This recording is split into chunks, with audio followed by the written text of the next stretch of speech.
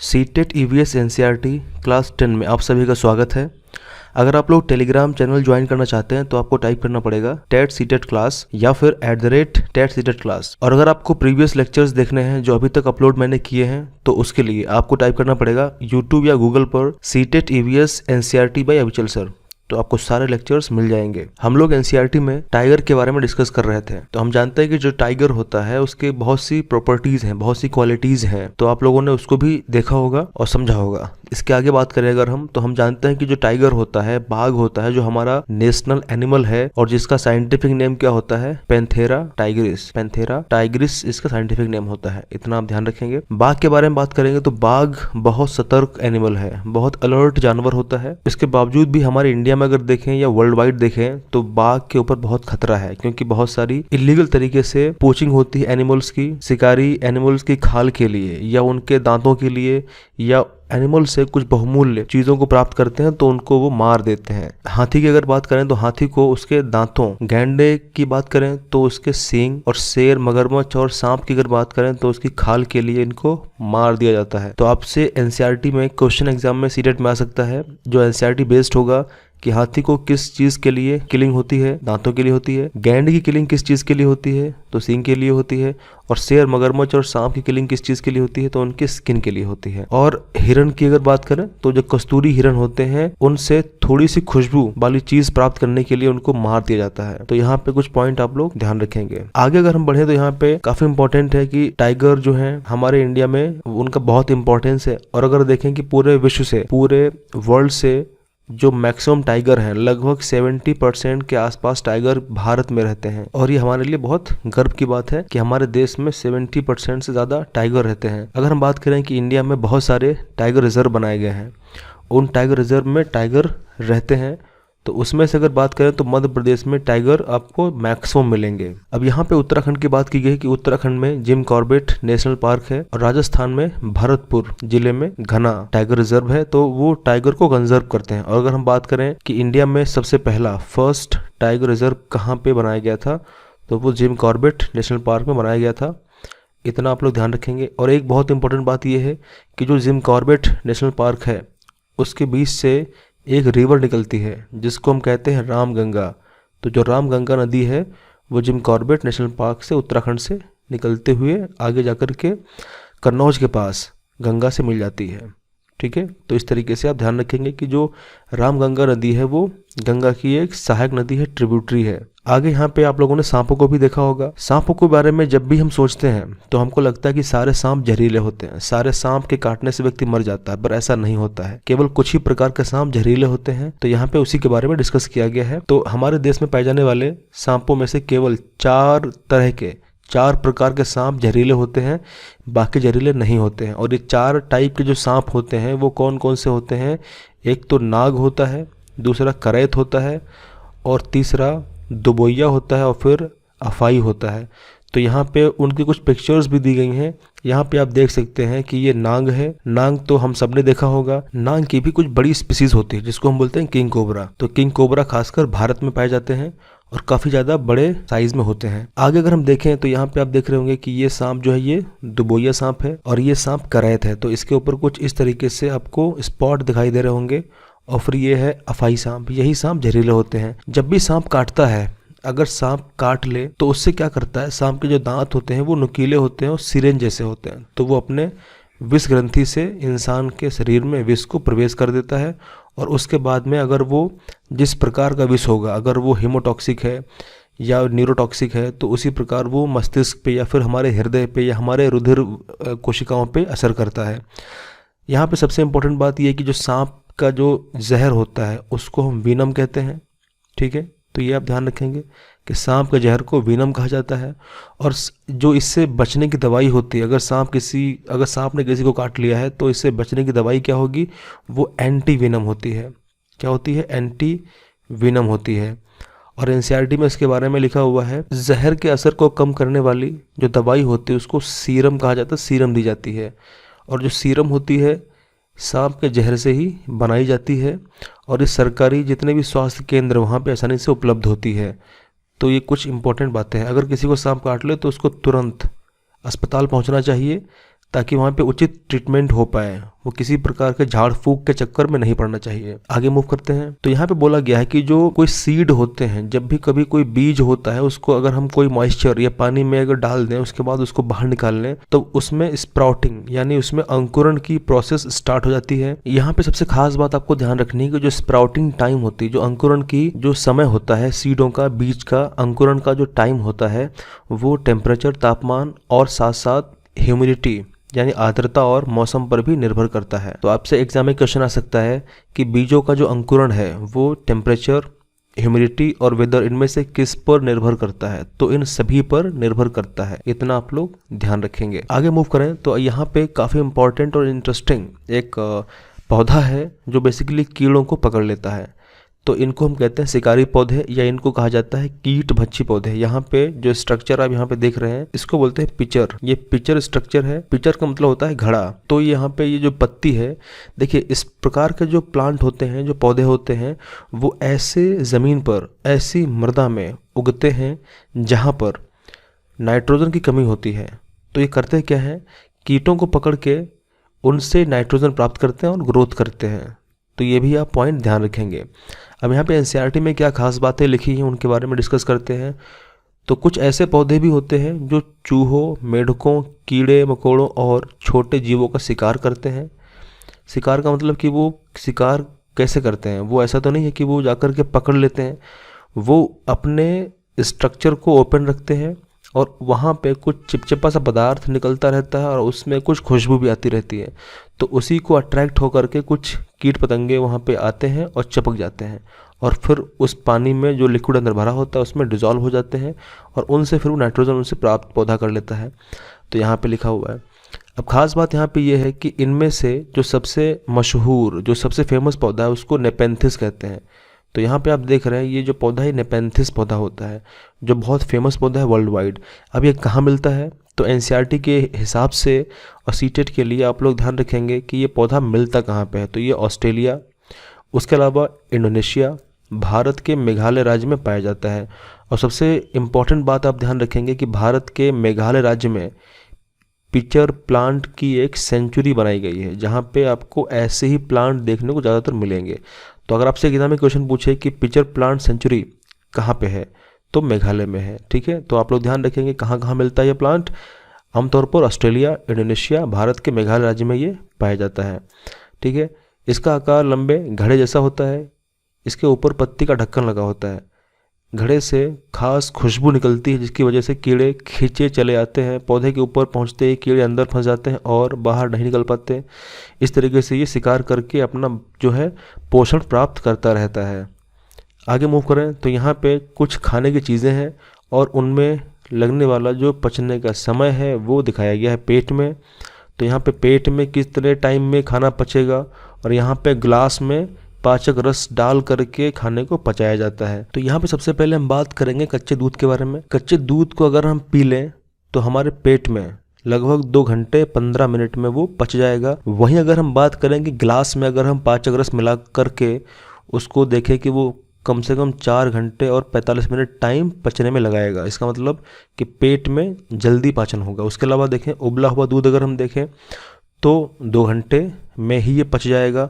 अब यहाँ से एग्जाम में क्वेश्चन आएगा सीटेट में कि कच्चा दूध या उबला हुआ दूध पेट में पचने में जल्दी कौन पच जाता है? तो आंसर क्या होगा? उबला दूध जल्दी पच जाता है। अगर वहीं यहाँ पे देखें हम गिलास में पाचक रस मिला करके, तो यहाँ पे जो उबला दूध है, जो कच्चे दूध को 4 घंटा 45 मिनट लगता था, वहीं इसको 4 घंटा 15 मिनट लगेगा। तो आगे अगर देखें पूरी तरह उबला अंडा जो होगा वो 3 घंटे और 30 मिनट में पेट में पच जाता है, वहीं 8 घंटे लगते हैं गिलास में पचने में। और वहीं अगर देखें कि जो कम उबला अंडा है वो 3 घंटे में ही पच जाता है और वो 6 घंटे 30 मिनट लगते हैं गिलास में। वहीं अगर देखें जो कच्चा अंडा फेंटा हुआ अंडा होता है, कभी कभार क्या होता है कि गिलास में हम अंडे को फोड़ देते हैं फिर दूध में उसको फेंट देते हैं, उसको अगर हम पी जाएंगे तो 2 घंटे में पच जाएगा। इसका मतलब जाहिर सी बात है कि जो आपसे एग्जाम में क्वेश्चन पूछेगा कि जो उबला अंडा है और जो फेंटा हुआ अंडा है उसमें जल्दी कौन पचता है, तो जल्दी पचता है फेंटा हुआ अंडा। और वहीं ग्लास में देखें तो 4 घंटे 15 मिनट में पच जाता है। और इसके बाद अगर हम अंत में बात करें जो कच्चा अंडा होगा उसको पेट में पचने में 1.5 घंटे का टाइम लगेगा, वहीं ग्लास में 4 घंटे में पचेगा। तो ये भी आप लोग ध्यान रखेंगे। आगे अगर मूव करें तो यहाँ पे काफ़ी इंटरेस्टिंग चप्पल के बारे में कुछ बेसिक बातें करी गई, जैसे कि चप्पल में जो चुरचुरा लगा होता है और हमारे बैग में या फिर काफ़ी ज़्यादा अब तो इस्तेमाल हम करते हैं, उसका मतलब क्या होता है। वो बेसिकली क्या होता है, एक विशेष प्रकार का वेलक्रो टेप होता है जो आसानी से चिपक जाता है और उसको फिर हम खींच के छुड़ा सकते हैं। तो ये कैसे इसका इन्वेंशन हुआ, कैसे इसका आविष्कार हुआ, थोड़ी इसके बारे में इंटरेस्टिंग जानकारी आप लोग ज़रूर सुनेंगे। यह घटना 1948 की है। एक दिन जॉर्ज मिस्ट्रल, ये नाम आप ध्यान रखेंगे कि किस इंसान ने उस वेलक्रो टेप को आविष्कार किया। तो आंसर क्या होगा, जॉर्ज मिस्ट्रल ने उसको आविष्कार किया। 1948 की बात है। जॉर्ज मिस्ट्रल अपने कुत्ते के साथ सैर पर लौटे। उन्होंने पाया कि उन दोनों पर बीज चिपके हुए थे, यानी उन जॉर्ज मिस्ट्रल पर और कुत्ते पर भी कुछ बीज चिपके हुए थे। इन बीजों को अपने कपड़ों पर चिपका देख वे हैरान रह गए। जब बीजों को सही तरीके से माइक्रोस्कोप से स्टडी करने के बाद उन्होंने देखा कि बीजों पे छोटे छोटे हुक लगे हुए थे और उन हुक की मदद से बीज कपड़े के रेशों में अटक गए थे। यह देखकर मिस्ट्रल को आइडिया आया वेलक्रो टेप बनाने का या फिर वेलक्रो बनाने का। वेलक्रो से दोनों सतह चिपक जाती हैं और खुलने पर चर्र चर्र की आवाज़ आती है। तो आप लोगों ने भी देखा होगा कि बस्ते में, कपड़े में, जूते और पट्टे आदि में इसका इस्तेमाल किया जाता है। तो इस तरीके से सोचिए कि एक छोटे से जो बीज थे उनमें हुक थे, तो बीज को देख करके उनको इंस्पिरेशन मिली और वो उन्होंने वेलक्रो का आविष्कार किया। तो इस तरीके से यहाँ पे कुछ महत्वपूर्ण जानकारी आप ध्यान रखेंगे। आगे अगर हम मूव करें तो यहाँ पे आप देख रहे हैं कि कौन कहाँ से आया जी, यानी मिर्ची की बात यहाँ पे की कि मिर्ची यहाँ पे कहाँ से आई है। तो इस पूरे पैराग्राफ का जो सार है वो यही है कि मिर्ची हमारे देश में पुर्तगाली व्यापारी जब दक्षिण अमेरिका से भारत आए तो साथ में लेकर के आए।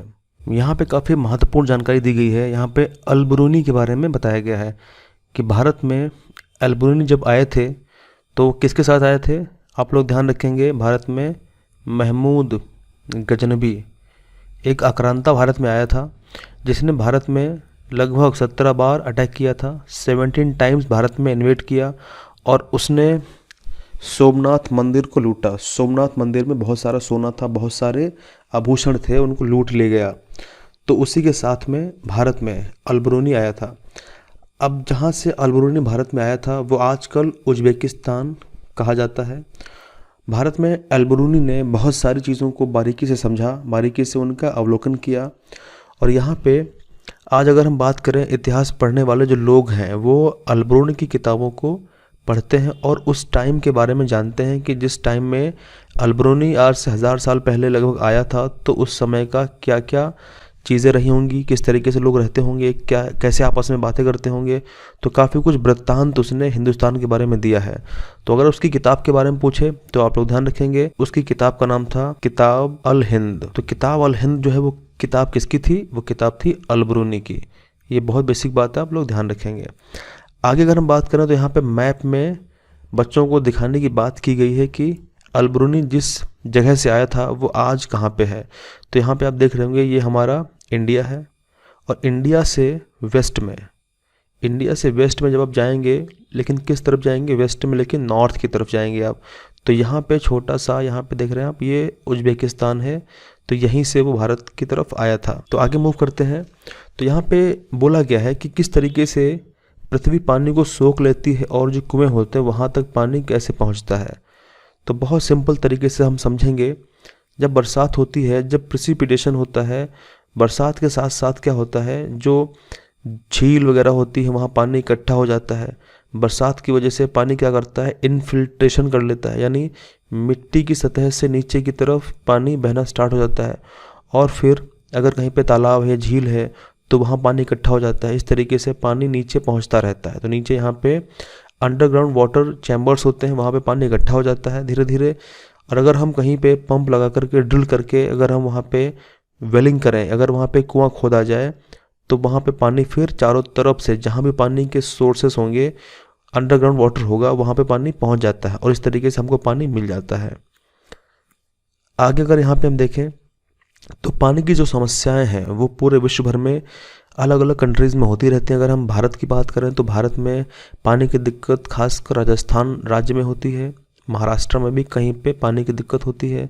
ऐसे कई सारे कंट्रीज़ हैं। अगर हम बात करें वेस्ट कंट्रीज़ के बारे में तो जो सऊदी अरब है या फिर बाकी की कंट्रीज़ हैं जहाँ पे पानी की बहुत दिक्कतें होती हैं, अबू धाबी इत्यादि जगह पानी की बहुत सारी समस्याएं होती हैं। अगर हम बात करें इंडिया में जोधपुर के आसपास के इलाकों में सूखा पड़ा हुआ था, तो वहाँ पे बहुत पहले जो राजा और रानियाँ राज करते थे उन्होंने बावड़ी बनवाई थी।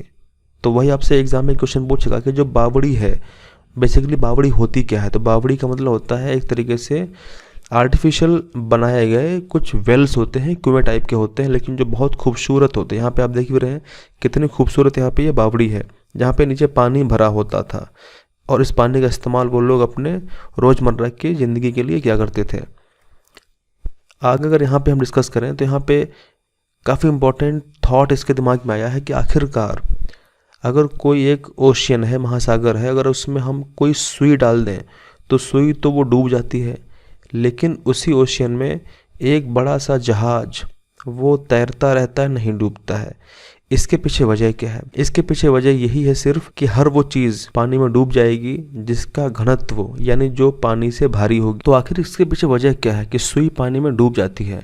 इसके पीछे वजह यह है कि सुई जो है वो अपने भार के बराबर पानी को विस्थापित नहीं कर पाती है उसका, क्योंकि वो उसकी बनावट ऐसी होती है वो जब पानी में गिरेगी तो अपने भार के बराबर पानी को इधर उधर फैला नहीं पाती, इसलिए डूब जाती है।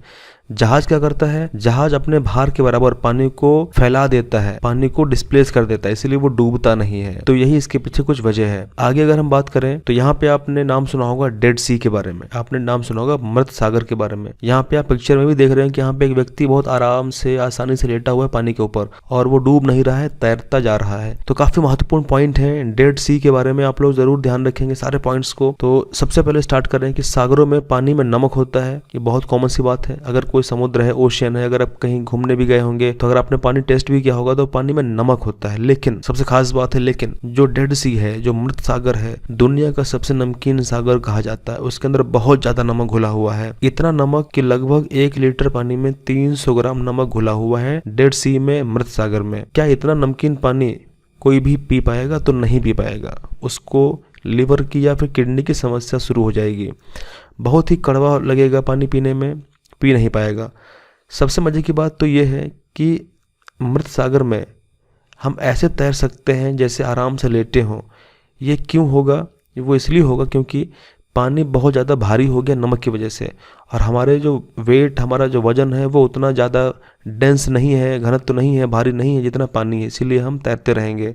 तो याद रखना कि पानी में वो हर चीज़ डूब जाएगी जो पानी से भारी होगी, और अगर पानी में कोई भी ऐसी चीज़ें घुली हुई है, नमक, तो पानी को वो ज़्यादा भारी बना देते हैं। इसीलिए पानी से हल्की चीज़ हमेशा क्या होगी? तैरती रहेगी, डूबेगी नहीं। तो आज के वीडियो में हम लोगों ने यहीं तक देखा है और अगले वीडियो में हम बात करेंगे एनसीईआरटी में उसी के आगे से। तो थैंक यू वेरी मच। जय हिंद, जय भारत।